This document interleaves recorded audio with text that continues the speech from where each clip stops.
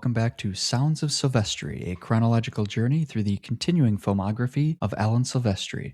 On today's episode, we'll be covering Let My Puppets Come from 1976. My name is Clarence, but you can call me Roberto Vassolini, and I'm joined, as always, by my co-host Grace, aka Big League Bocce. Years from now, when you talk about this, be kind. The quote of the movie. Everybody had that quote in their review. Yeah. Yeah. Well, Grace, we got a lot to talk about tonight. This is a huge episode. Yeah. The biggest SOS event. Yeah, some are calling this the make or break episode for this for this podcast. Yeah. Before that, I think we got some clearing the air to do again. Let me pull up for the second episode in a row. Hold on. I forgot that was in a separate document. So on our last episode, we talked a little bit about Miss Diane Warren, who we said did not have any Oscars whatsoever. And our good friend Scott, friend of the show and your co-host on Big White Elephants, informed us that Diane Warren does in fact have an honorary Oscar. She just does not have any competitive Oscars, despite, I think, 17 nominations. And I think our oversight is because she doesn't care about the honorary Oscar. She simply, nothing matters to her except for the competitive Oscar. And Clarence and I, we both really prepared for this episode, and we both watched Diane Warren Relentless, which, contrary to popular belief, is not a Netflix documentary. No. But one where we learned sort of a lot and yet nothing about Diane Warren. And people had nice yet mean things to say, but a lot of backhanded compliments, I'd say. Well, I mean, they start the movie with Cher saying that Diane Warren is fucking crazy. Mm-hmm. And so I think that's when you start the movie that way, that's a great thesis for the rest of the film. Like there's no coming back from that, I don't think. No, you're like off to a running start there. And I don't think the movie does anything to dissuade the viewer of that belief either, that she's a little crazy. She's definitely a little kooky. Some of the shots in the opening are just, we see her office, which is insanely messy in a way that no one's allowed to touch anything. I can't imagine what's living under those piles. Oh. I'm sure there's like critters of all sorts, because there's like mountains of cassettes and things like that, and cassettes, like little single page notes that she's taken. Yeah, it's just like dust everywhere. Not junk, because obviously it has worth, but when it's treated like that, it has less worth because it's not being cared for. It was an interesting insight into this woman, and I left the movie terrified, I'd say. Which is an interesting reaction, I guess, to have coming out of a pretty cookie cutter, sugary documentary. It's a puff piece. I mean, we can call it what it is. It's the entire point of the movie is to get her another Oscar nomination. Well, it's to get her a win. Which no, the nomination, who cares? Yeah, I loved the when they finally got to the part in the movie where they're discussing all of her Oscar nominations and losses, and they had the montage of her losing. I mean, that's it's tough. It's really tough. It's a brutal watch. And then she or her friend, they talk about how and then we sat backstage for 2 hours while Diane collected herself and didn't want to talk to anyone. And I was like, oh, that's so it's like so heartbreaking, but there's something about it. I don't know. And she has great songs with tons of different people, but somehow it just has never worked out. And I don't know if she's like alienated people or things like that. There were so many interesting threads they could have pulled in the doc. Like there was that, I don't know anything about that controversy between Leanne Rimes and Trisha Yearwood, but there's something there that I didn't know about. Yeah, they touch on it they hint at it, and you're like, okay, here we go. We're going to get some drama. And then they move past it so quickly. I don't know what happened there. It's just such a subjective doc that's like, what's the point? Right. I mean, we know the point. We understand. But also there's a lot of stuff about her toxic mom. And oh my God, there's even like an interview that from like, I feel like the 80s or 90s. And the quotes are, do you like your mother? Does she like you? Why are you asking her that? Yeah, it's very uncomfortable. And I say that as somebody with mommy issues. Like this is, I've never seen mommy issues to the extent that It's Diane so Warren has them. blatant, and Yes. just you can tell that it has it's weighed on her whole life, and it's something she Mhm. just cannot escape, Mhm. which is tragic.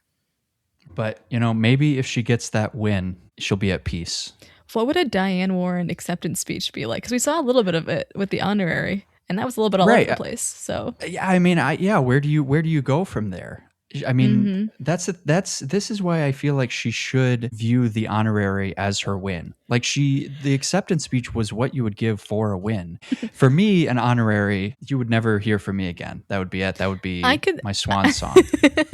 I could see that if you're striving for something your whole life and you sort of get it, but not completely, I could see why you would keep pushing. Maybe she should try writing some good songs like she wrote 2 decades ago. I haven't heard any of we heard the one in the movie. Mhm. Did she do the song for the Cheeto movie, which I didn't see? Like, I feel like it's a She lot of did. people watching She did. movies that she has written a song for as part of an Oscar challenge, and that's sort of it. And no one Yes. likes them. No one's That's a fan. it. And it's always the thing of the original song is played over the credits and then gets nominated. And I hate that. I hate Yes. that so much. What's the Yes. point? It doesn't contribute to the story whatsoever. No. Half the people in the audience have already walked out by that point. By the time the song ends. Yeah, I hate that. But it's very common. And it sometimes wins. Yeah. That's that's our update on Diane Warren. We apologize for misstating the information on your The honorary misinformation. Oscar. Yes. That's it. We were spreading misinformation. I also have to clear the air a little bit. We talked last week about the xylophone and the glockenspiel. I got it mixed up. Glockenspiel has metal bars. Xylophone has wooden bars. But why we think the xylophone is the glockenspiel is because you remember those toy, what I would call a xylophone? Those are actually glockenspiel, like the colored key toy ones. Those are glockenspiels, sure. not xylophones. So I think we've been misled as a society to believe that those little instruments were xylophones, and they simply are not. It's sick. It's Twisted. sick what they're doing. And then also we talked about the betting app. I was thinking of Polymarket was the one that was at the Golden Globes. Okay. What was the one that you said on the episode? I just said it started with a P, so I just couldn't finish the thought. Yeah. No misinformation there, just a lack of information. Just did not know. Yeah. Yeah. Well, there's so many out there. It's hard to keep up. And they're all bad. That's right. That's right. Anything else you need to clear the air about? No, I don't. I don't think I said anything on the last episode that I need to backtrack on. Okay. There'll probably be something in this episode, and then we'll clear the air once again. Keep it going, yeah. Just constantly apologizing, constantly. That was our bad. We didn't have all the information. We messed up, and that's showing we're growing, we're learning. Yeah, that's what life is really about. Yeah. Well, speaking of growing, do you want to get into oh my god our movie for this episode? Yeah, why not at this point? Why am I nervous? I've already watched it. Right. You've watched it twice at this point. I've watched it 3 times. Yeah. We're prepared. We know what to expect. Yeah. I said in my review, I think this is the most research I've done for any episode so far. And it's for this great movie.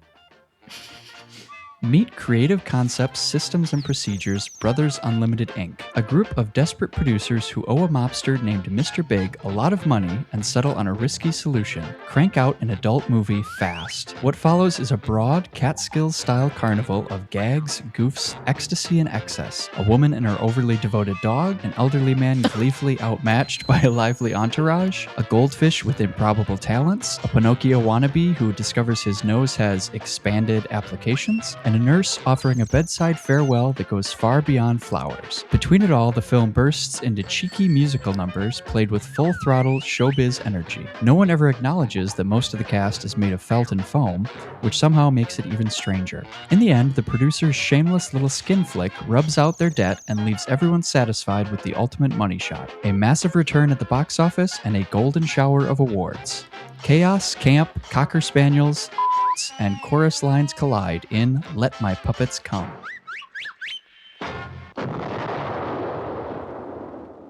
You're insane. I'm really impressed you got through that in one take. Wild. Yeah, it was tough. That was tough. I was writing it and I was thinking, how far can I push this? without making Grace leave the call early. Oh, and I'm not having going to me leave the call. We're in it. have me Yeah. finish the episode by myself. Solo pod. Yeah, Yeah. right. Well, I guess we should start with the music. That's what we're here for, right? Yes, ostensibly, yeah. This is another Bradford Craig, Alan Silvestri collab. Although this is, I think, the least amount of work that we've seen from Bradford. He contributed one song in the movie. I would say maybe not the best song in the movie. Some of the other ones were quite a bit better. Mm-hmm. What did you think? What did you think of Bradford's contribution? All American Boy, sung by Pornocchio. Well, sung by him. Yeah, Right? so yeah, of course. Yes, he's the performed, he's written, the and performed. yeah, the voice and the singing voice of Pornocchio. Is he not the actor? Is he not physical? I think they got a body double. I honestly unless would he have. I have no idea how old Bradford Craig was in this moment. So I don't know if it was him. I'll say that he has he's got great legs. He seems great gams. yeah. I don't know if he shaved his legs for the movie, but at the very least he did the singing voice. But what did you think? How do you think this compares to Doberman Gang and Las Vegas Lady? I think it's in between. I think I didn't love the Pornocchio song. I think a lot of the other ones were much better. I think overall I was shocked that this was a musical. That it never occurred to me that could be an option. And I think there are other songs that are better and catchier and sort of stick with me a little bit more than this one did. Even the opening credits song I thought was really, really good. Yeah. Like I was amazed to discover that was written for this movie. That felt like just a classic like crooner. Standard. It's really catchy. It's a real back and forth because the opening scene is the director, Gerard Damiano, in a cameo buying a hot dog at a New York stand. Yep. And then you get straight into the credits with this great song. Take your baby to the movies. Take your baby to the flicks. That's where you can be together. That's where you can get your kicks.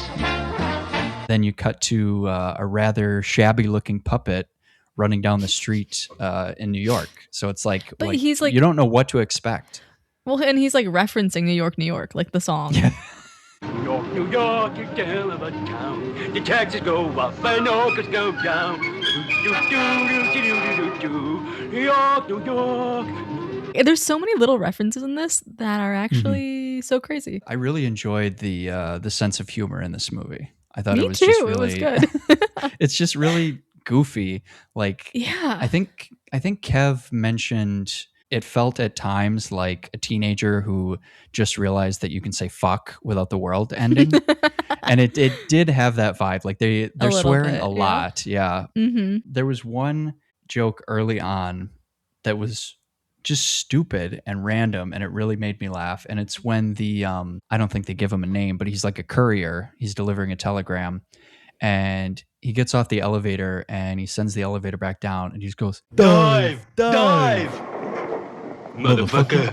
And it's That was a great impression. Thank you. And it's just really random. I was like, okay, this is what we're in for. Do you feel like you could sense a lot of Alan's work in the scoring of the movie, or not so much?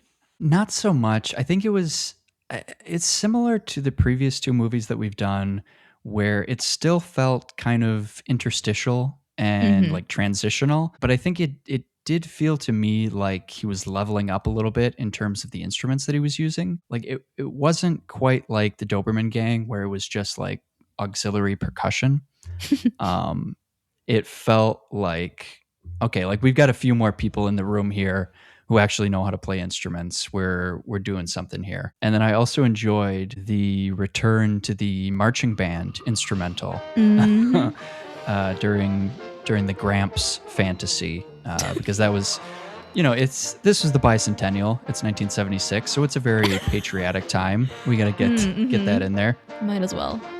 Yeah. What about you? Did you pick up on it? No. I'll be honest. I mean, there's like little moments of orchestration that like, oh, that's like really good, but I wouldn't really think much of it. There's like a lot of good like little brass lines or muted trumpets, but especially during the porno monster thriller section. Like there's some really like dramatic scoring. A porno monster thriller about a blowfish.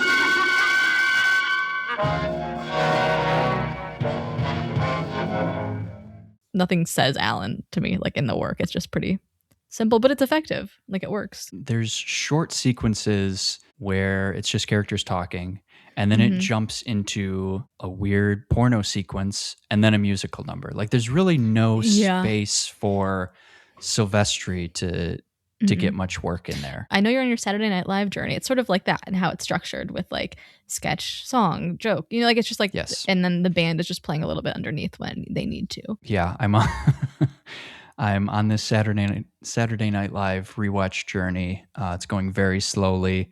I'm still only halfway through season 1. Seasons, yeah.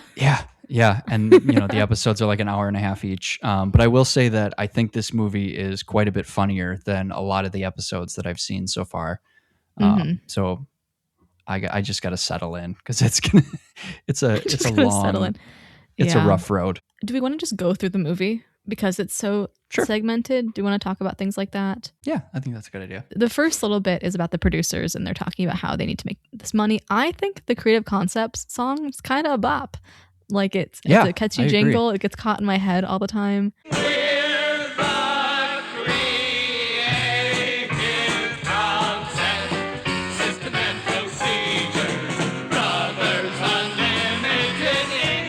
And then I think the 4 characters play off each other really well. And there's just so many fun little lines. Like they're trying to figure out like what to do. Like what should we pursue to get this money? And someone goes, what about heroin? And someone goes, too much government competition. Yeah. Yeah, that was another one. I liked the part in their intro song. The 3 brothers are really getting into it. And then they cut to talking about their father, Gramps. And he tries to sing along with them, but it kind of just devolves into gibberish. Yes. He's like, the creative kind of... What do you think? Yeah. Yeah, that one has also been stuck in my head quite a bit because it's such a catchy hook and they just repeat it over and over again. Yeah. The other line that I like from that song is when the father is talking about his kids, he goes, "These 2 are legit. This one's a little shit." Like I feel like that's such a common 2 older brothers, younger brother dynamic. Yeah. I feel like I don't know how to talk about this movie because it's so good, but it's like something you really have to experience. We're not going to hold your hand and explain every single beat by beat scene because this episode will be taken down if we do that. Yeah, I just wanted to mention when they come with the plan, they have really great, like not necessarily title cards, but interstitial cards. And I think the plan little light bulb moment, that would be a great little patch for a jacket, just putting that out there. Absolutely. Watch this space. Watch this space closely. There might be something to that. Yeah, I didn't catch in the credits who the title designer was, but yeah, those were really... I don't know. That was really good. Said. Something that you mentioned in your review was, you thought that this would have been a really fun or really interesting experience to work on, and that you wondered if people told their friends that maybe they were working on something else while they were doing this. Yeah. And what I found interesting is watching the credits. Most of the people, Alan Silvestri included, obviously, used their real names. Like they didn't use a pseudonym or anything. And when I was listening to one of the commentaries with one of the puppet designers and puppeteer, James Raciapi, he mentioned that point and he said that really just reflects like there wasn't a real stigma at the time to working on this sort of movie. Like this was is pre-Reagan. 60s, 70s. Yeah, exactly. Like pre-purity culture. Mm-hmm. Yeah, like the 60s, 70s, you're coming off of the whole hippie thing, Summer of Love. Exactly. And then you that get is into really the 80s, interesting. Think about how much we've regressed, I guess. I don't know. Yeah. Well, exactly. And that's what he said is, he was like, yeah, it took us so much work to get to that point. And now we're really still even trying to get back there, like, 50 years later, to destigmatize it again. Because there really was no stigma at that point, and it was built up during the 80s, during all of that. I was going to say there were a couple of other crew members and cameos that stuck out to me. There's 2 fake commercials that they do. One is for Sweet Fish, which is a feminine hygiene spray. Yes, and the other one's Listerine. Yes, Listerine. The human being in the Listerine ad, his name is Al Goldstein, and he was the founder of Screw Magazine, which was like a porno magazine back in the day that would obviously distribute porn, and then also did reviews of adult movies. So someone's got to do it. Yeah, exactly. So famously, he gave Deep Throat 100% on his trademarked Peter meter. That's what it was called. Yeah. So he was one. He was in that ad. And then also the chauffeur character who does a duet with Madam. That his name is Jonathan Freeman. And he would later perform the voice of Jafar in Aladdin, which is crazy. Like such a crazy trajectory. Like the Disney movie or like Yeah. Oh, no. Yeah. What? The animated Disney movie. Yeah. No way. I mean, I believe you, but I also need to look up for myself now. Because that's crazy, actually. Yeah. I feel like I could see it because during the watch party, I feel like we were all saying, like, this guy is, like, he's really going for it. Like, this is, like, classically trained stuff. He's, like, from right around where I'm from. He's, like... Really? And he went to my brother's alma mater. That's crazy. Oh, there you go. Yeah, that's his first credit on his Wikipedia page. Let my puppets come. Everybody has to start somewhere. He was the puppet. He did the puppetry and the voice for Madame and the chauffeur. Really? Like, he's both parts. Oh, okay. I don't know. What did you think of that song? I thought that was a good song. Yeah. Sorry, I have to scroll down to my notes. It's such like a good melody. I can't speak. The sensuous woman part is great. I think it works really well. My memories are memories, but still I can delight my man, 'cause I'm the sensuous woman.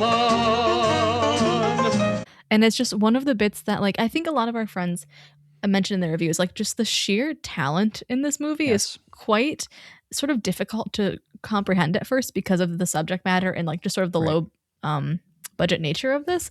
But these people are so talented. The songs are really good. The performances are great.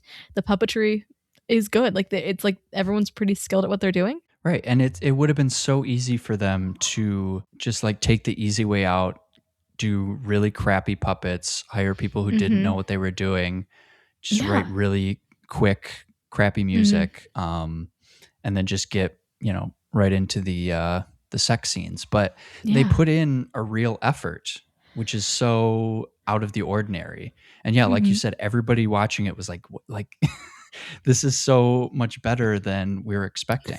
Yeah. I mean, there are bits that don't work, obviously. Like the bestiality bit as a second part. That's wild. And Clarence was even warning us, like, during the watch party, like, hey, this is what's up next. Yeah. I mean, I wanted to let people know, it's make sure you're not, I didn't want anybody to be drinking water and, like, start to choke or anything. Because it's pretty crazy. And the lengths that they go to. Yes. And even just, like, the script at that point, wild. Yeah. The dog howling. Yeah. The so line, bad. You really are a girl's best friend. Ugh. Oh, Jesus. Yeah. Moving on. Yep. And then the final one, this was not a cast member, but a crew member. Her name is Annie Sprinkle, and she handled set design. I did see that name come across. Yeah. Have you ever heard of Annie Sprinkle? No, what did she do? What's she So at this time, she was mainly associated with Damiano. She was his mistress for a little while, and then part of his go-to crew for these movies. But later on, she became like a pretty big feminist performance artist, environmentalist, and like a huge advocate for decriminalizing sex work. Okay. So she had like an entire career, and she's still around. She had an entire career doing some pretty out there performance art. I'll let people look into it themselves, but I just thought that was an interesting credit, and I think that lends also a lot of credibility to this being not your ordinary adult 1970s picture. Yeah, there's a lot of depth there that you wouldn't expect. When I was listening to one of the other commentaries, they talked a little bit about how that was sort of Damiano's thing. Was that he wasn't just taking like the straightforward approach. He wanted to kind of experiment with genre and tone and a lot of satire in his movies, which was pretty out of the ordinary. I've never seen Deep Throat personally. But from what I understand, they at least try for comedy there. I know you and I both watched Lovelace. Yeah. Which is not a comedy. No, honestly, maybe one of the most upsetting films I've watched, just because of you're just so aware of. So Lovelace is about Lovelace, who was in Deep Throat, and it's just it's a tough watch because you're so aware of like this is not what she wants to be doing at a certain point. Yes. And there's a lot of seemingly consent issues. And that's tough to witness. And I think they do really linger in that during the movie, like sort of in that uncomfortable nature, which is good to know about, but hard to witness. I know that you had watched that in the past, and I wanted to watch that in preparation for this recording. And it's it's tough. I didn't really even feel comfortable writing a review or rating it just because it's heavy. And you're right. They really do. They don't let the audience off easy. Like you're going to witness the full ugliness of what Linda Lovelace had to suffer through. But yeah, I feel like even in Lovelace, obviously Damiano is not a central figure, but he's a supporting character. And I think even there, they're kind of showing you that he was interested in doing different things with his work. He was trying to like sort of not reinvent the genre, but like definitely add to it in a way that hadn't been tapped into before. I mean, Deep Throat pretty much was the creation of like mainstream adult media. And I think that might also be why people were more willing to use their real names on this movie. This is a few years after that. Damiano had obviously become sort of a star in his own right. And I think maybe, it offered a certain level of cachet to be connected to him in this sort of movie. Now, maybe that's faded over the years. For Silvestri, I think it's pretty clear he doesn't really claim this movie anymore. No. So maybe his feelings on it have changed over the years. I guess something we haven't mentioned is that there is a song that features quite heavily throughout the film. And it's a song that has already existed, and that is William Tell Overture. That comes up. I counted 3 times. Maybe there's a 4th. It's in there quite a bit. Yeah. Some during moments that are, none of the moments are appropriate, but some more fitting than others. Yeah, they got their money's worth. Yeah, how do you feel about the repeated motif? This is a moment when Alan could have been writing something original. So maybe they just really loved that piece. I don't know, but yeah, it's constant. Like it is used so often, and in a really uncomfortable context. Yes. Were there any others that really stuck out to you? Of it's the different the Diana pieces. Boss song.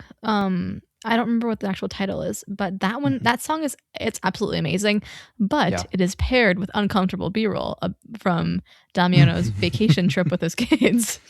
Yeah. And it's just, what a choice. They're having this great song, and then like the seagulls are flying, and then like there's kids playing in the water, and it's puzzling, I'd say.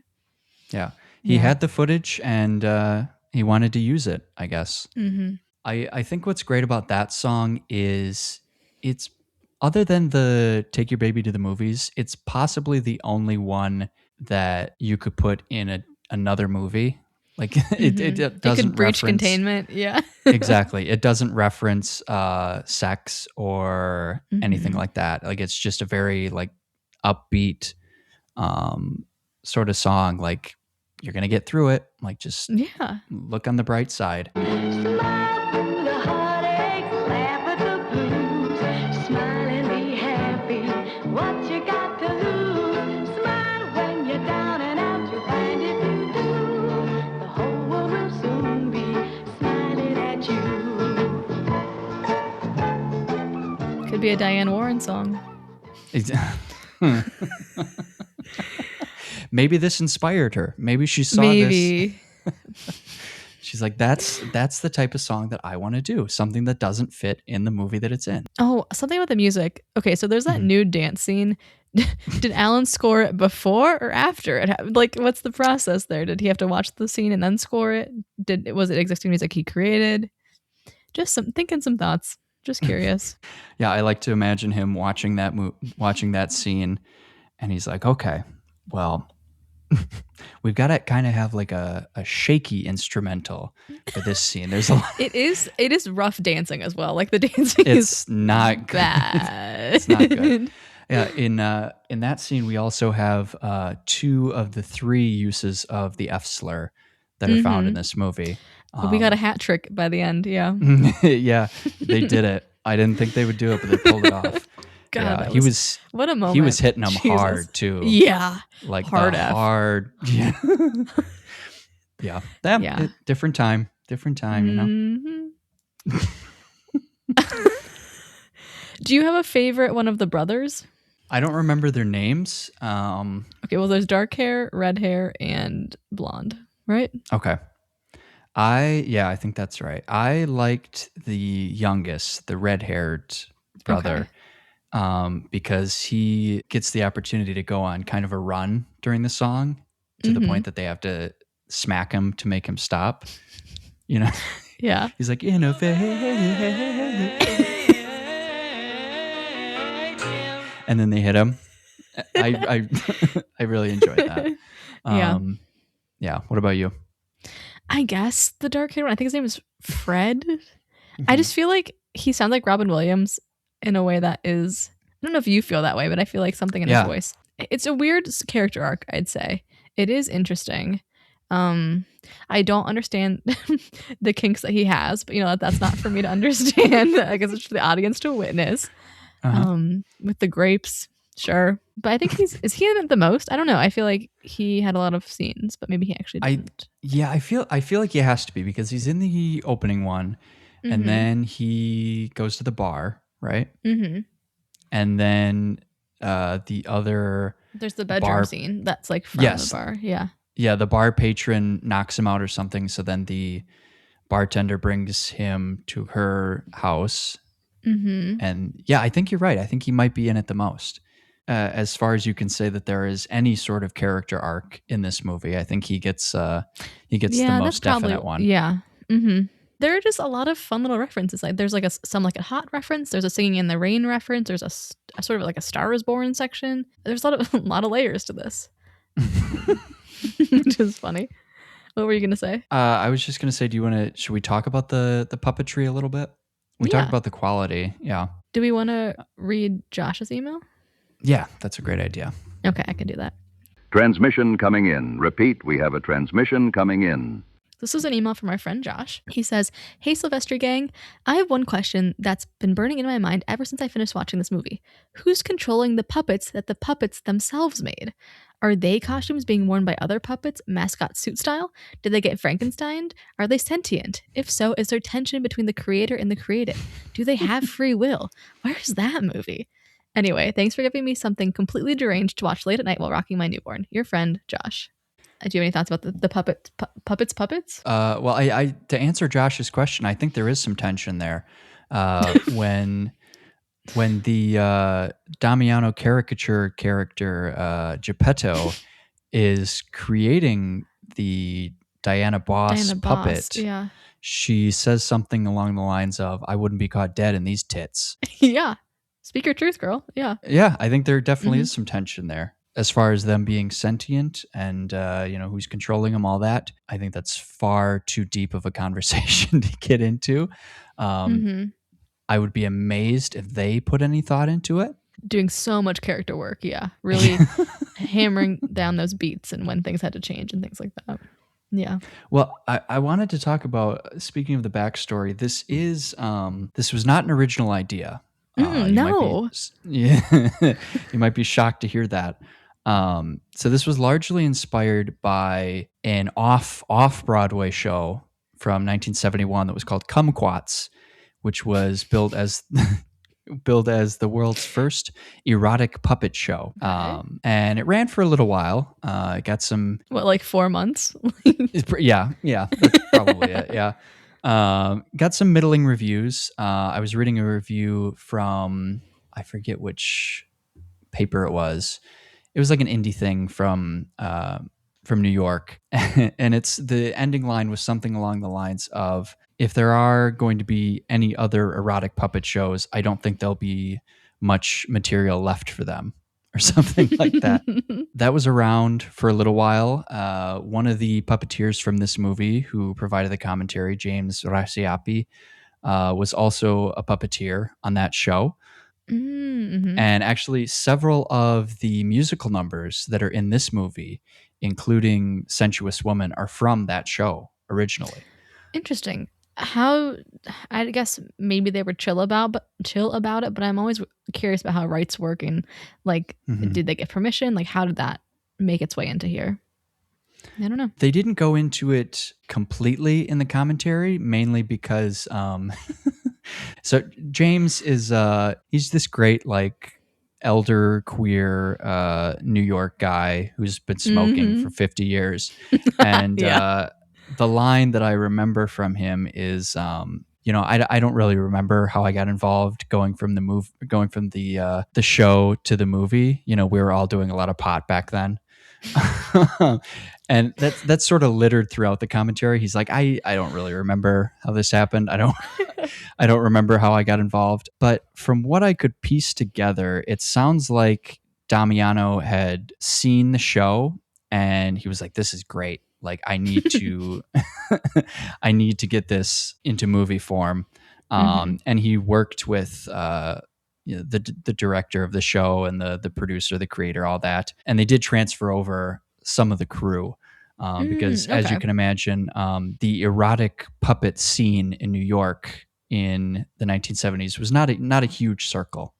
So it was kind of slim pickings. So he took who he could. And then the title itself, Let My Puppets Come, is a spoof of Let My People Come, which was another X-rated off-Broadway show. It was not with puppets, but it was a sort of cabaret. And it did actually, I read it did actually reach Broadway at one point, but it never officially opened. Oh, were they in previews? Yes, they did more than 100 preview performances, but they never officially opened. Wow. That's live theater, baby. Yeah.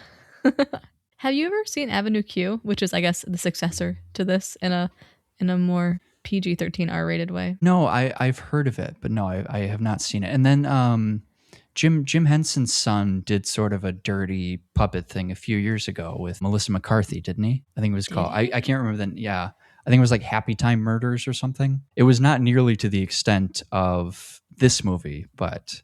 Well, I don't think anything's to the extent of this movie. No, I have never heard of Happy Time Murders. Okay, I've never seen it. Directed by Brian Henson.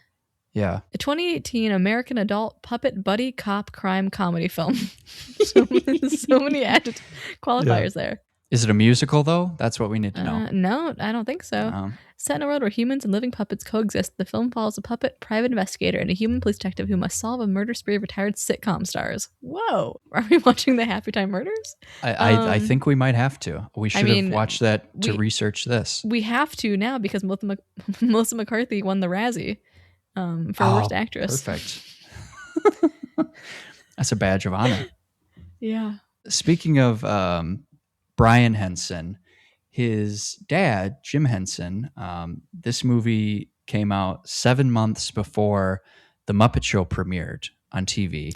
Now, obviously, that is not when the Muppets first originated. You know, they were around for a few years before this. Famously, they were on the first season of SNL and were not good. But this was like their full, like, breaking out. Everybody knows about them. So I think the fact that they were released around similar times, it raises the question, do you think Jim Henson and Frank Oz ever saw this movie? Oh, I think yes. Yeah. I think we could maybe send Frank Oz an email or something. We could try and get in contact and ask if he's ever seen this. Yeah. I feel like they're probably like, oh, did you see that? So Damiano's doing this like weird puppet movie. I'm sure they've seen it. I like to imagine that Frank and Jim watched it together and just like laughed their asses off. I mean, it's so different from the puppetry that they were pursuing. Like, it's an insane 180. Yeah. I feel like they would like it though. I mean, especially Frank Oz. He's always struck me as kind of out there, kind of twisted. Bit of a freak. Yeah. I also read, people were aware of the Muppets when this was coming out, and in some of the promotional material, they billed it as like a sexy Muppets, which I don't know that I would call this movie sexy, but I don't think so.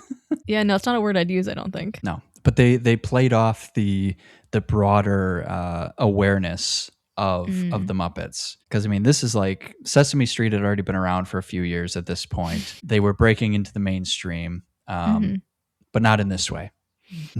Not in this way. I do think this film is more horny than sexy, if I had to pick an adjective. So I'm just thinking about that. Yeah, I think that's right. Relentlessly so, I would say.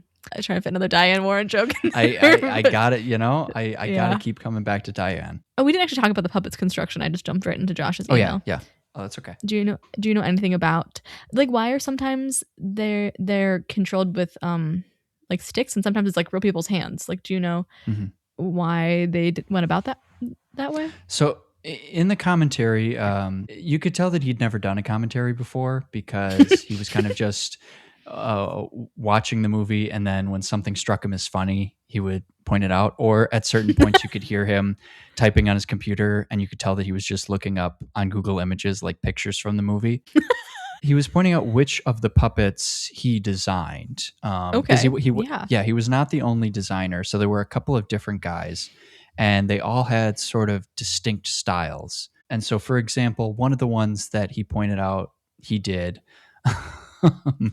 it was during the nurse scene in the hospital, and I have the quote here that he said. I think I put it in my review. And the nurse former, I didn't build that. Okay. I built the other guy. I built the guy in the bed. And then the interviewer jumps in and goes, "Oh, right." And, with the giant schlong. You can see the difference. Yeah. Yeah. So I think his style was more like the traditional stick on the arm puppets. And then you're right, they only did the human hand style a couple of times. They do it for Geppetto and then Diana Boss. And then we do have like a marionette at the end with Pornocchio during his sequence. But I'm not sure what the reason is. Maybe it's just what the particular puppeteer and designer was comfortable with. Maybe that was their specialty. I wonder if anything has to do with the staging of the scene. Oh, maybe. I would think not, because you can't really account for that necessarily, but I don't know. I mean, I'm thinking of all the scenes with Geppetto. I guess for the part where he's designing Diana Boss, you would kind of need more human dexterity for that, because he's using like scissors and stuff. You would need... And I'll be honest, I didn't realize it until someone in the chat had pointed it out. Like, I truly was like, yeah, they're just puppets. Like, I wasn't thinking, oh, that's a human hand right there. That didn't even occur to me. Yeah, that's how well done it is. It's you were just completely I was suspension in of awe. disbelief. Yeah. Just I think a fugue state is probably a closer descriptor of what I was in. Yeah. Just constantly, what am I seeing? What am I witnessing here? Oh my God, we didn't mention earlier when we talked about Deep Throat that there's a deep trout. There's a little nod to Deep Throat with a... I didn't even catch that. I didn't even catch that. Mine, I said deep trout. Gerard was really proud of that one.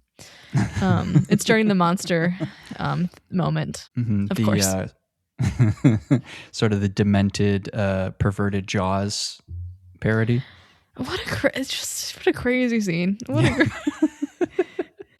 Maybe you know this. This is sort of a tangent. I've never understood this.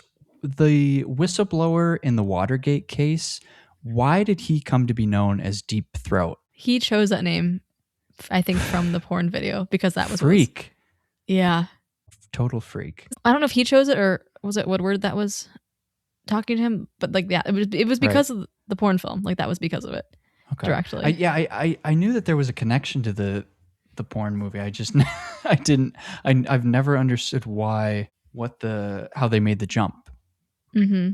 That's interesting. I guess I always assumed, and I sort of knew this wasn't the case, but I always assumed that maybe that's where they met to exchange information, was at a screening of Deep Throat or something.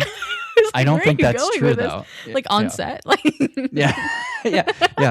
The Watergate whistleblower famously was a sound engineer on the movie Deep Throat. It's like imagining the GIF from Boogie Nights with like everyone just all around the scene. Do you know what I'm talking about? Are you talking about the one where like they're all watching Wahlberg perform? And just one of those guys is like Deep Throat, the whistleblower. Yeah. And they cut to him and he's like, we got to wrap this up because in 30 minutes I got to go meet somebody to in a parking pass garage, on to pass on some important information about what Tricky Dick's up to. Should I rewatch All the President's Men? I do love that movie. It's pretty good. I've never seen it. That's on my list. My jaw just popped. Crazy. Grace just broke her jaw. She was so surprised. Yeah, I think you'd like it. It's a good pairing with Spotlight if you're into newspaper movies. Okay. Well, I've always had a sort of perverse interest in Richard Nixon. I think he's a fascinating I think it's character. Because it's far enough removed that it's not like it's not our problem anymore because like obviously there are ramifications, but it is more of like he's just sort of an evil villain guy, and that's interesting. Yeah. Definitely. Like, and I think recently I've been watching more not like more Vietnam era stuff, but just things to provide more context. It's anywhere from Dick, the movie with Kirsten Dunst and Michelle Williams, to I think there's some clips of him in Da 5 Bloods. Just like the audio clips of just his tapes is so sinister, but in a way that isn't demoralizing, I guess. I feel like there's a lot of evil stuff happening now, and it's so heinous that to have that distance. And obviously things were bad back then. It was not good. But for it to just feel a little bit removed and more villainous. Like the fact that Dick Cheney wasn't in the Epstein files. Everyone's like, he's just doing it for the love of the game, being evil. It's just sort of like like that, I guess. I don't know. Yeah. He's so, I mean, Nixon is so, especially you hear this on his tapes. He's just so cartoonish. Mm-hmm. Like his ego is his self-inflated ego is crazy. Yeah. Like he just believes in himself so wholeheartedly. And I also love that no movie can get him right. Do you know what I mean? No. Like no one can accurately portray Nixon. Nobody has ever looked like him. That's the issue. Mm-hmm. Nobody has ever nobody can get the jowls right. Like nobody. I actually, we watched Black Dynamite recently for the 70mm podcast, and I thought that I forget the actor's name, but I thought he actually did a pretty good job. It was definitely one of the better ones. Yeah. Yeah, he kind of leaned into the ridiculousness, like the of kookiness. Nixon. Yeah. Yeah. Yeah, he's just a weird guy.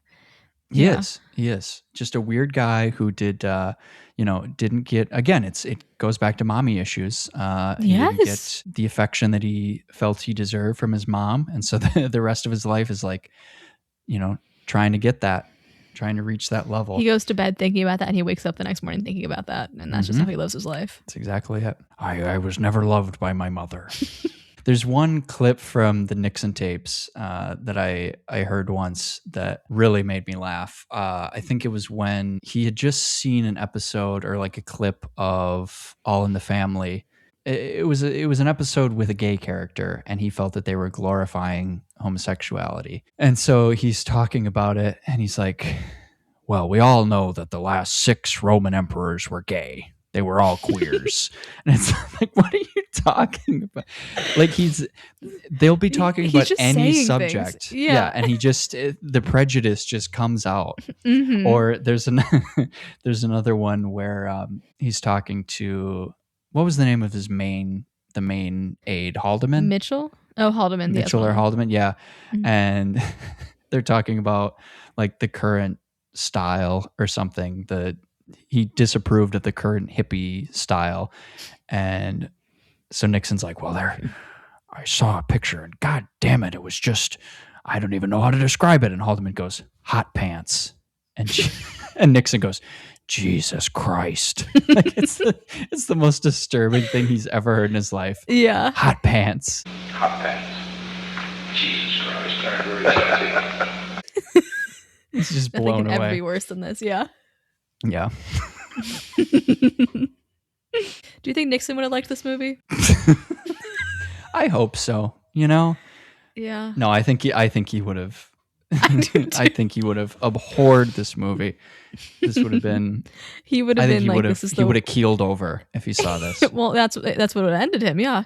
No need to resign. Just this is all over. I guess this is years later, but yeah, he would have hated this, and it would have been a form of torture, I think, to make him watch it, which would be satisfying. God damn it! They're making the puppets do what? You're really impressing me with your impressions this episode. I didn't know that was something that was up your alley. My dad and I share an interest in Nixon, so we trade impressions back and forth. Okay. My dad is he's always loved Nixon's resignation speech. Which, they play in any time in a movie when they're trying to establish that it's taking place in the mid-70s, you'll see it on TV. Yes. It's like you see the transition of power. Yeah. Yes. Nixon's resignation speech. But the part that they never play is after the main part, when he's like saying goodbye to all of his staff and everything. And you can tell that he's probably kind of drunk and he's losing it. And he just starts like quoting poetry and all this weird shit. And he's like, my mother was a saint, she was a wonderful woman. It's like, what are you talking about, Go boss? home. Yeah, leave. So my dad loves that speech, and there's a line from it, I think at the end. It's something like, always remember, others may hate you, but those who hate you don't win unless you hate them. And then you destroy yourself, and then they win, or something weird like that. Whoa. Yeah, it's a very, very twisted, messed up guy. Yes, who did a lot of harm. Yeah, yeah. Like you said, set the precedent for years and decades of terrible, terrible things. Yep. Well, on that happy note, did you have any other points of discussion for this movie? What did you think about the Urban Women for Decent Pornography? That initiative that came about. Was that something that Linda Lovelace was? No, I think it's mentioned in this. Isn't that, okay. Like, is it a real thing? That's what I was wondering. Is it like a real thing, or is it just like a joke bit for? I don't know. I must have missed. I must have been. Must have been fugued out at that point. It is before the 38-minute mark because that's when I had to pause. But I also, watching it the first time to the second time, I didn't realize how late in the game the Pornocchio song is, and I was like, I was like, oh my god, we still have the Pornocchio bit. Yeah. But this movie does fly. Like, it moves really quickly.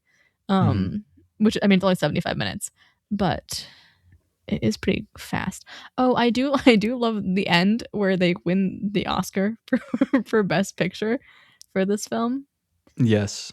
Which and who do they have? Wish fulfillment. And who is the one who's presenting it to them? That's none other Damiano. than Damiano himself. Yes. Mm-hmm. So really, he's kind of giving himself an Oscar. Yeah. Which, though the bit you know what? where they gave him the envelope and it's a subpoena, that is funny. Yeah. And he's just then like, they you send asshole. They send the telegram boy. What is it? I don't know if you know his name, to like accept the award. And then he talks a little bit about Adam and Eve, which is funny. And then I love how we see the gang in their new rich guy drip. Like they all have their own little style, which is fun. And they're counting up the piles of money. Yeah. They're like, no, that's my $9 million. Yeah.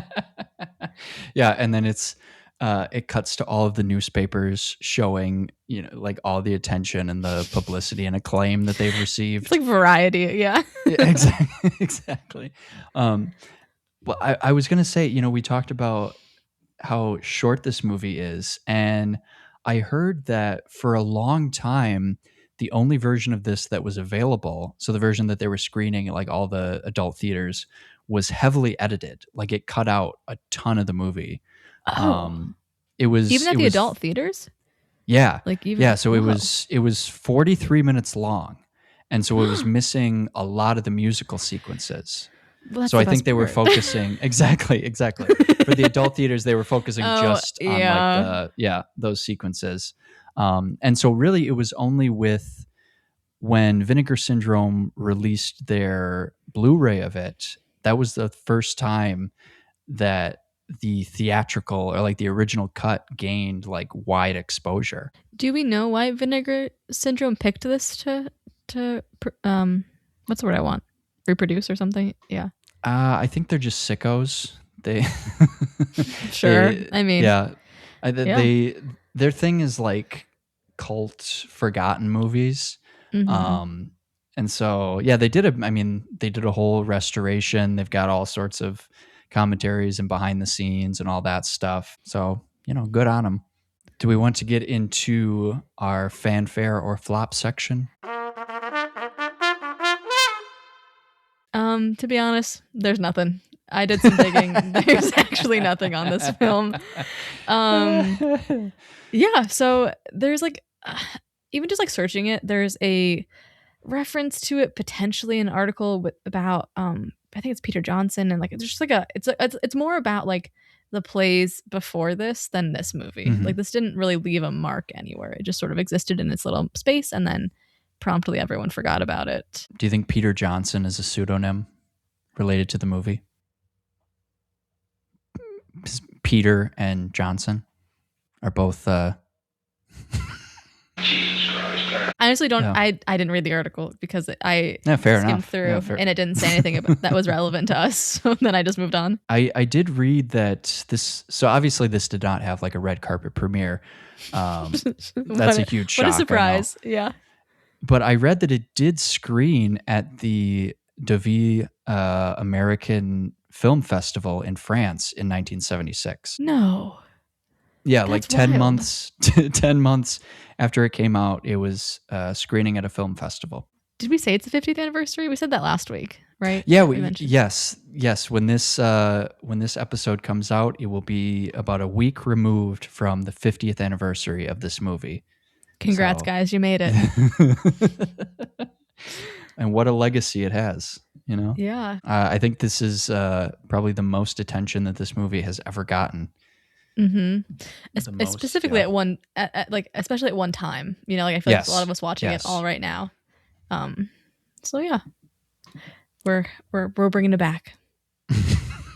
Wait, maybe Vinegar Syndrome will hear about this and they'll put it back into production. That's all we can hope for, honestly. Yes, it'll reach more eyes. Yes, more viewers. Well, how about the Alan of it all? Do you think that he was the secret sauce on this movie, or do you think any Joe Schmo could have replaced him and it would not have made a difference? I think there are some moments where you can sort of see like a glimmer of what he will become, especially with, like I mentioned, those big brass moments. But I think a lot of this is just sort of run-of-the-mill scoring. I was maybe hoping he had worked on a song. He didn't seem like he worked on any of those, but he didn't score the whole thing, and he conducted the orchestra. And I mean, that's he left his mark in that way. But not anyone can do this, obviously. But I think there is. It's not as on the nose as Las Vegas Lady was, I think, at times, like Cowboy for Cowboy scene, like that stuff. But I do think it is nothing. There's nothing innovative happening in his orchestrations. What about you? No, I think that's right. I think, you can see the growth of his work, but it's not something that's make or break in this movie. Mm-hmm. I think the songs are really the part that I liked the most. And yeah, like you said, I wish that he had contributed more to that. I do like the really weird theme over the credits, where it's just like some weird like buzzing and like horns honking and stuff. Yeah, I did more like I did ambient appreciate tones. that. Yeah. Yeah. Mm-hmm. But no, I think ultimately, just like the last two movies that we covered, I mean, what we've said is like he's getting the work, he's learning, Mm-hmm. he's Yeah. finding his niche. But yeah, I think Mm-hmm. ultimately he's not the deciding factor. Well, before we get into our final thoughts and rating of Let My Puppets Come, we do have quite a bit of of viewer feedback of mail this week. Mm-hmm. Transmission coming in. Repeat, we have a transmission coming in. You read Josh's. We have another email here from our dear friend Anna Gould, who ran the watch party that we all enjoyed this movie in. Anna says, "My dear sister Grace and brother Clarence, I'm sure your inbox has exploded with both love and threats since this episode was announced, but I just want to applaud your bravery for covering Let My Puppets Come. Some podcasts would have chickened out and come up with some excuse not to cover a movie where the puppet trans femme secretary gets her foam penis lobbed off with a pair of scissors, but not Sounds of Silvestri. And that's why I tune in week after every other week. I had a blast watching this and absolutely adore the effort that went into it. Our guy Alan knocking it out of the park yet again. Grace, I'm so happy that you were game and hung out with us weirdos in the Bat and Spider watch-along. You're truly a trooper, and I'm saluting you. Come back anytime. Clarence, it's always a delight to have you there. Love the pod and love yous. Eagerly waiting for a few years down the road when you get to Tommy Lee Jones doing an Irish accent in 1994's Blown Away. Anna Gould." It's Thank a you, very Anna. sweet message. Yes, I had fun in the watch party. It was unexpected, but it was a really good time. I'm glad I watched it for the first time that way. We didn't talk about Miss Bliss at all, the secretary. Oh, yes. Well, let's pause. Let's pause on the mail and let's quickly get our thoughts in on Miss Bliss. Was that a progressive performance? Like I was unexpected. Like I think it was intended to maybe be a bit transphobic, but I think it sort of maybe circled back around to being progressive. I don't know what you thought about that. Yeah, I think that's about right. I don't want to quote any of the scenes that she was in, but like you said, there's a reference to Some Like It Hot, where she goes, "Nobody's perfect." Nobody's perfect. And then, as Anna referenced, there is a gender affirming surgery of a type. Yeah. Maybe a little more violent, but yeah. Yeah, a little more graphic than we're used to seeing. But I don't know if it's my place to say. I think in a movie that uses the F slur 3 times, I found that discussion to be more progressive than I was expecting. Like we're not like moving mountains by any means, but I think it is surprisingly, it wasn't like some horrifying transphobic moment, which I think it could very clearly be. We talked about not many of the characters have clear arcs. Do you remember, do we see at the end anything that's happened with Miss Bliss? Does she have sort of a wrap up? I'm not sure. I wasn't sure. There's a dancer on stage with Pinocchio, and it sort of, I think, is implied that is someone from before, but I don't know if that's her or not. Okay. Yeah, I'm not sure. Can't believe we didn't catch that after collectively watching this movie 5 times, 5 or 6 times. Oh my god, yeah. The marionette performance in that last number is not great either. No, and it's really in the background a little bit. Like it's not. Yeah, she's not doing much. She's not doing much. All the attention is on Pinocchio. Yeah, and I think maybe rightfully so. Well, and the puppet also sort of blends into the background a little bit, which doesn't make it any easier to witness. All right. Good. We got our thoughts in on Miss Bliss. Yes. We do have 3 listener voicemails. Whoa. This episode, and they are all members of the Bat and Spider Discord. So leave it to these freaks to come out of the woodwork for this movie in particular. Our first voicemail comes to us from our dear friend Joe Jazzy. Hey, Sounds of Silvestri. This is Joe, or Joe Jazzy. Just wanted to do a quick voicemail to you guys, letting you know how much I've been enjoying the podcast, listening along to you guys.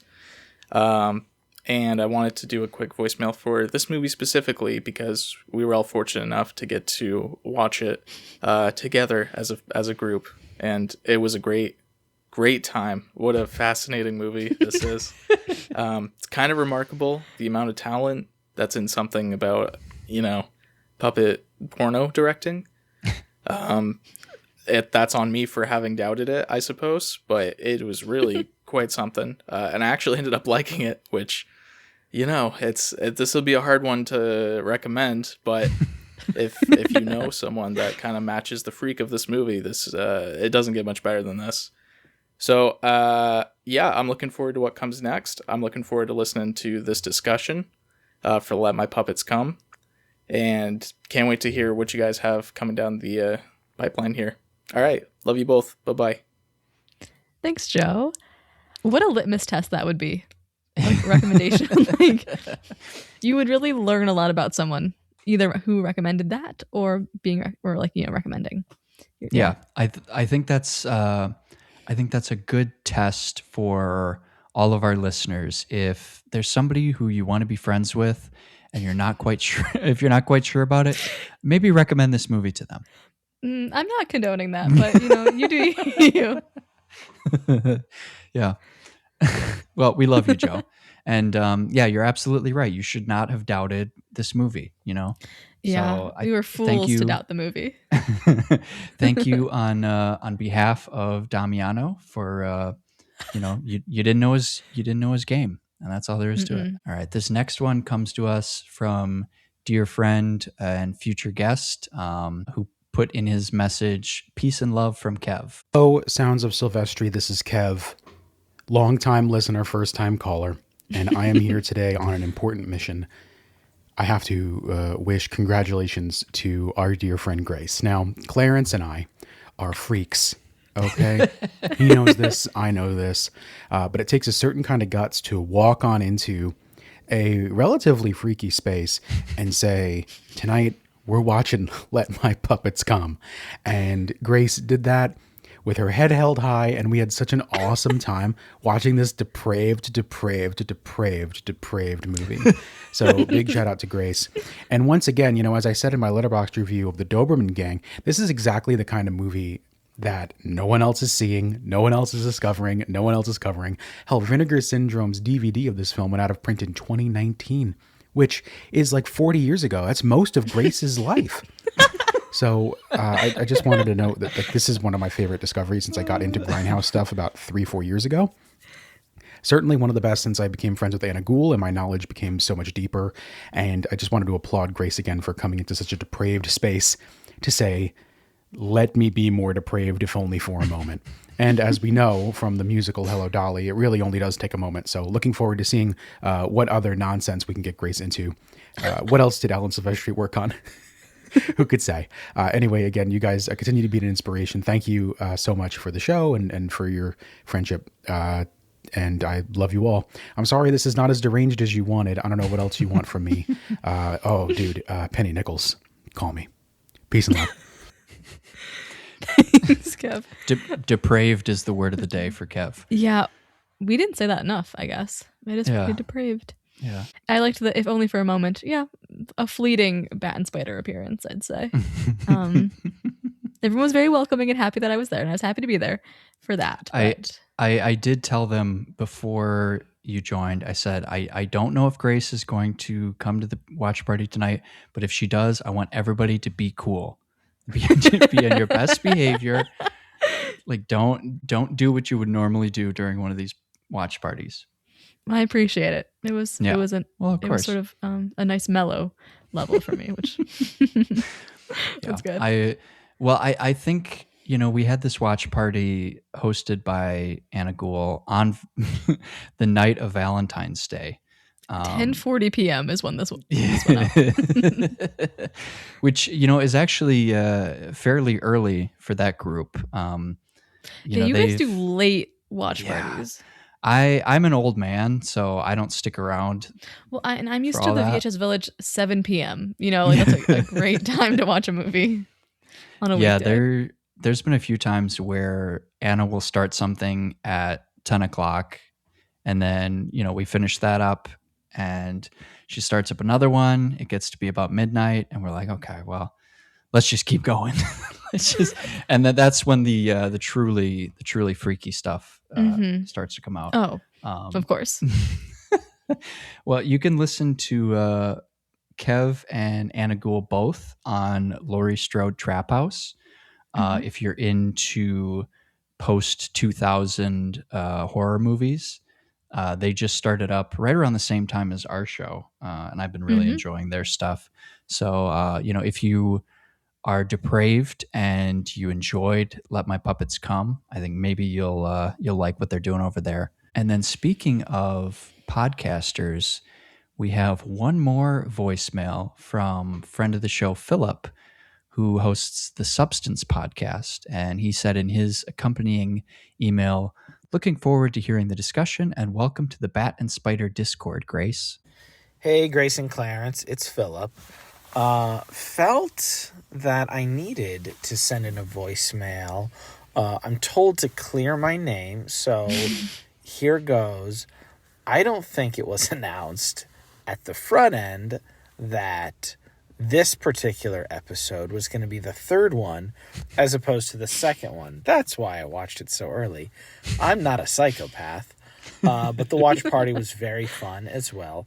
Didn't realize that Las Vegas Lady was going to be sliding in there. Plus, with the bi-weekly breaks, it looked like I was just so pumped to watch this puppet pornography that I did it as soon as your show was announced, basically. I really enjoyed the Doberman Gang. It was pretty fun. Didn't watch Las Vegas Lady. This is a wild movie. I feel like it's anti-Italian discrimination, but also it was a lot of fun to pop into the watch party and just see how much work went into such a strange and unique venture. I guess shout out to Vinegar Syndrome for keeping this alive, and I look forward to hearing your discussion on it. Thanks, Philip. I realized we didn't ever. We have a private list that I created that I sent you, but that's not public, so no one actually knows the true lineup. Well, in our defense, I think you did mention in our trailer episode that we weren't going off of strictly Wikipedia or Letterboxd, that we were going to combine the two of them. Yeah. So I never want to give Philip any free points. I think he's gonna hate the name that I chose for this. My AKA for this episode. He's gonna absolutely hate Roberto Vassolini. That is a tough one. Yeah. And all I can do is I'm apologize. over here being Big League Bocce, so that's also Italian. That's not much better. Yeah, that's appropriation. No. Shit. What are we gonna do? Yeah, Philip logged this movie on January 17th, 2026. Almost a full month ago. Yeah, almost a full month ago, before any of our actual episodes came out. So, he was interested enough. Yeah.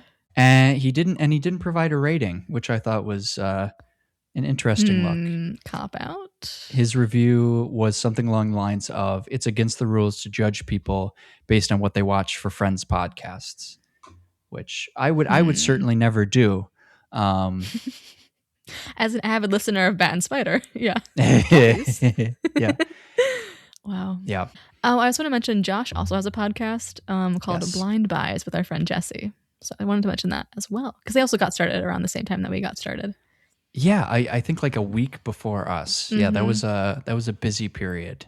Yeah, and then there was the reckoning. But we're all better for it. Yeah, almost everybody who we heard from today has a podcast except for Joe Jazzy, as far as I'm aware. So, but maybe we'll have him on someday. Maybe he's maybe he's got a niche interest that'll connect to one of these movies. He's definitely a potential future Big White Elephants guest. Yeah, There's something that in would the be works. good. I would love to hear from him. I mean, you heard the quality on his voicemail. The guy's he's clearly got the right equipment. Well, all right, we've pumped ourselves up enough. We've heard very. I feel like everything's a euphemism, and I'm really trying hard not to. I'm really, yeah. This is just how I talk. It's not. I'm really not trying. Yeah, but we heard people these many opportunities. Yeah, there's going to be sound bites of different things that we say throughout this episode, floating around out there. But we heard from some very nice people saying very nice things about us. And now it's time for us to be very nice, or maybe not, to this movie. Grace, where are you landing on this thing? And this is my favorite so far, I think. Crazy.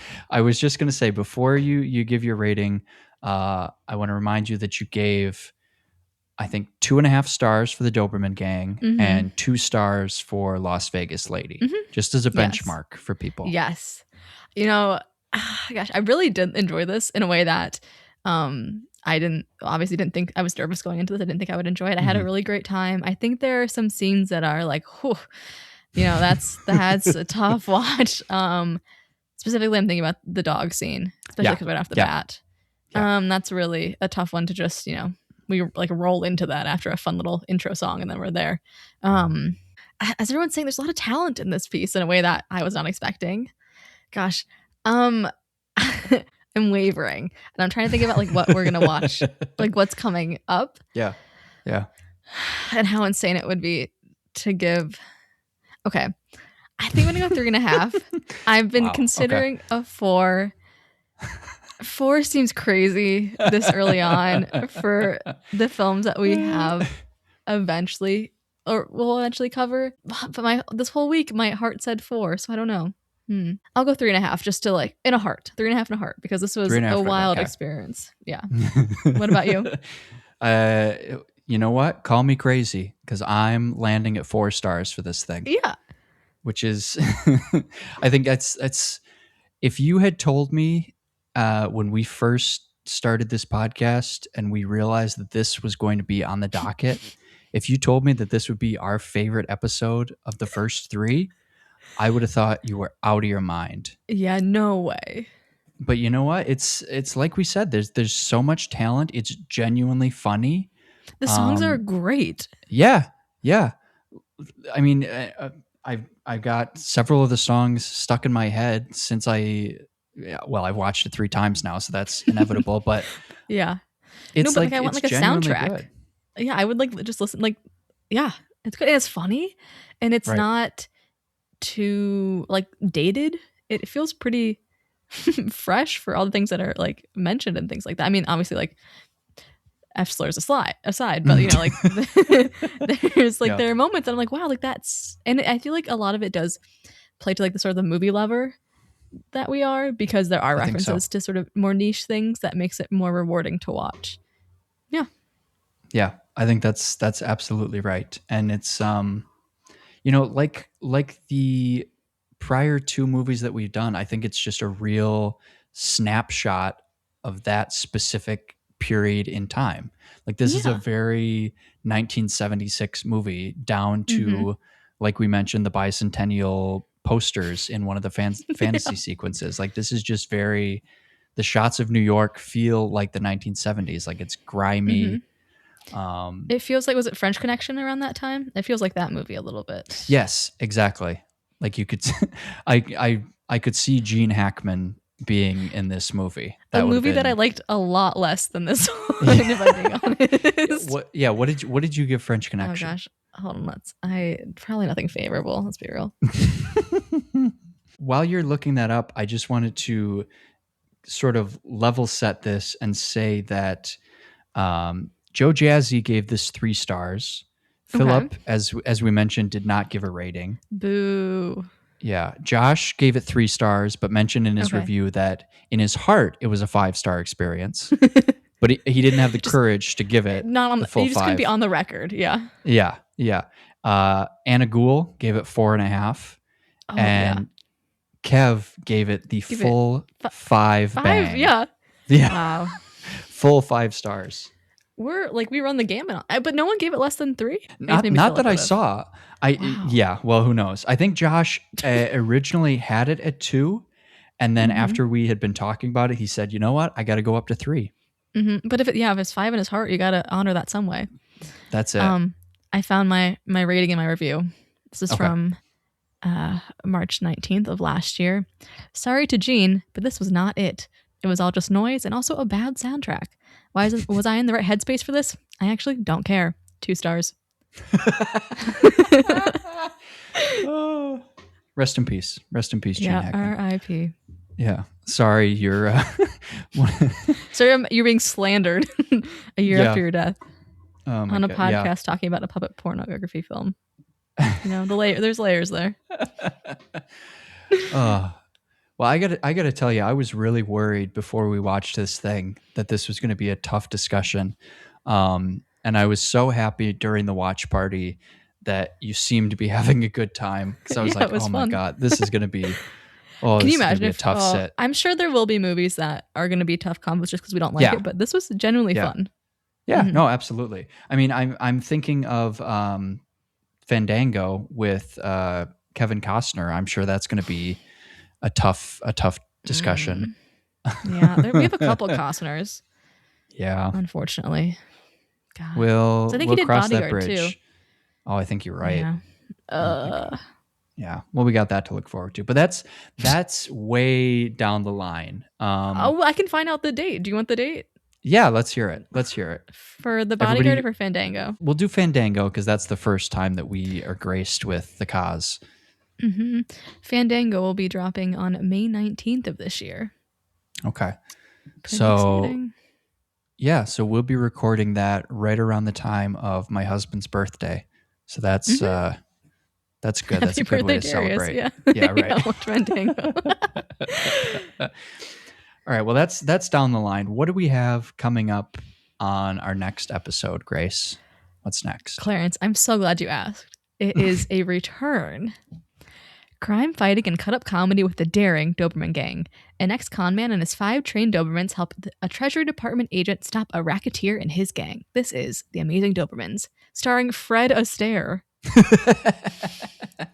Yeah. This is a big one. It has been watched by 260 people on Letterboxd. Woo! I didn't actually see how many Let My Puppets Come was watched by. That one is 1.4 thousand. Wow. Dang. All right. Pretty good. Good job, Vinegar Syndrome. Yeah. But yeah, so this one is this is the third one in the Doberman Gang trilogy. Yes. We haven't watched the second. Well, maybe we'll watch it, the two of us, like in between. I don't know if you were planning on doing that or not. For research, yeah. Mm-hmm. They didn't bring him back for whatever reason for the second one. For the second one, yeah. Which is a choice because it's the same director, right? Yeah. Yeah. It's I wanted Byron all 3 times. Yes. I wanted to say we were talking about that earlier this week. Oh, yes.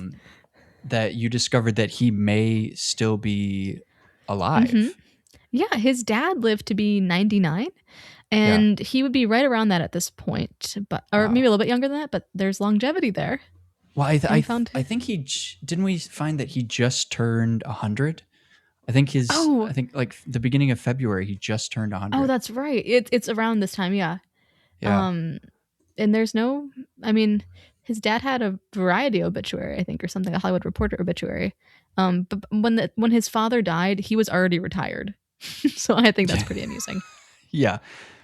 And his son is still around. He's a therapist out in California. He was a film editor for a little bit. Like he did a little bit of the film stuff, and then he moved on to do therapy and counseling. I would love to get him on the show. That would be just to let him know that people are still watching your stuff. Appreciating, yeah. Yes. Mm-hmm. We are 2 of the 200 and some people who have watched this movie according to Letterboxd. And you know what? We have to watch The Daring Dobermans because that's only at 186. Wow. Yeah, and you know what? Still not the lowest number of viewers that I've ever watched for something on Letterboxd. Oh, really? I've watched some really crappy, obscure stuff. Yeah. I mean, 186 is that's pretty low. That's like scraping the bottom of the barrel, but that's not the most obscure. You can find the Amazing Dobermans on YouTube. I double checked before we started recording. It is on there. It is pretty clearly somebody ripped off a VHS recording. It is not good quality. It happens, you know. But it's free and it's on there. And pretty soon we'll be moving into movies where they are available on actual streaming services. Wow! Like we are us this moving close. Thank you for listening to this episode. If you'd like to keep up with all things SOS, you can follow the show on Instagram at Sounds of Silvestri.